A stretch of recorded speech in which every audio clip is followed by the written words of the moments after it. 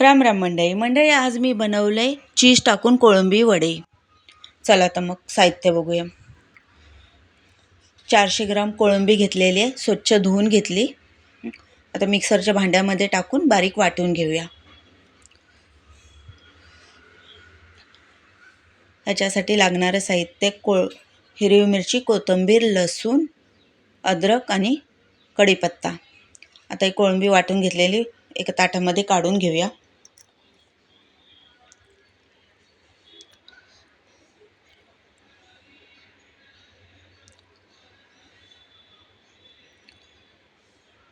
आता वडेच बनवायचे म्हटल्यावरती म्हटलं चला वाटूनच घेऊया। आता हे मिरची, कोथिंबीर, लसूण, अद्रक वाटून करून घेऊया। कढीपत्ता भरपूर घेतलाय मी, कमीत कमी 3-4 असे सोलून। 2 बटाटे घेतलेले आहेत, बटाट्याचे साल काढून बटाटा खिसून घेतलेला आहे। फ्राय पॅनमध्ये तेल टाकले, राई जिरं टाकलेलं आहे, हिंग टाकून घेऊया। तेल एकदम थोडं घेतलेलं आहे मी। आता ह्याच्यामध्ये सर्व बटाटे, कोळंबी हे सर्व परतून घेऊया व्यवस्थित। वाटण टाकलेलं आहे, वाटण व्यवस्थित परतून घेऊया।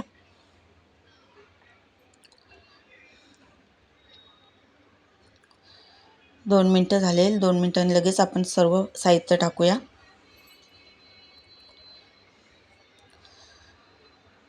सर्व एकत्रच टाकून व्यवस्थित मिक्स करून घेऊया आणि 5-10 मिनटं स्लो गॅसवरती झाकून ठेवूया, कारण बटाटा जो खिसलेला आहे तो नरम होईल आणि कोळंबी व्यवस्थित शिजली जाईल।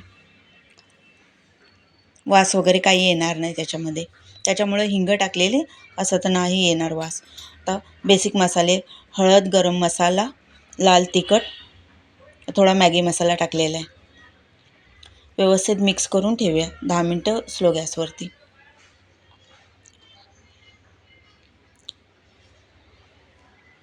झालेले आपले व्यवस्थित कोळंबी बटाट्याची भाजी। आता आपण ह्याचे वडे बनवायला घेऊया।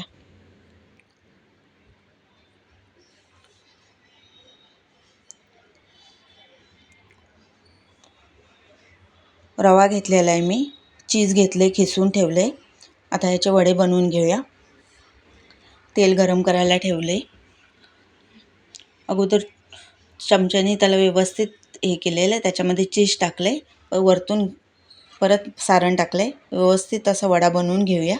बघू शकता, कारण मुलांना काही ना काही वेगळं वेगळं थोडं खायला दिलं ना तर ते पोटभर जेवतात। अगोदरच एवढी बाहेर ऊन आहे, उष्णता, त्याच्यामुळे काही तर मग जे बोलतील ते करून द्यावंच लागतं, तेव्हाच जेवणार मुलं। तर यांचे हट्ट पुरवावेच लागतात, मग गरमी असो किंवा थंडी असो। चल मग तेल गरम झालेलं आहे, पण तेलामध्ये 1-2 वडे टाकून फ्राय करून व्यवस्थित घेऊया। अशा प्रकारे चीज टाकून कोळंबी वडे बनवून बघा, खायला एक नंबर लागतात। त्याच्याबरोबर मी चिंच आणि लाल मिरचीची चटणी बनवलेली आहे, त्याची रेसिपी पुढच्या व्हिडिओमध्ये मी दाखवेलच। पण चटणी खूप छान लागते, वडे बनवून बघा, खायला एक नंबर लागतात।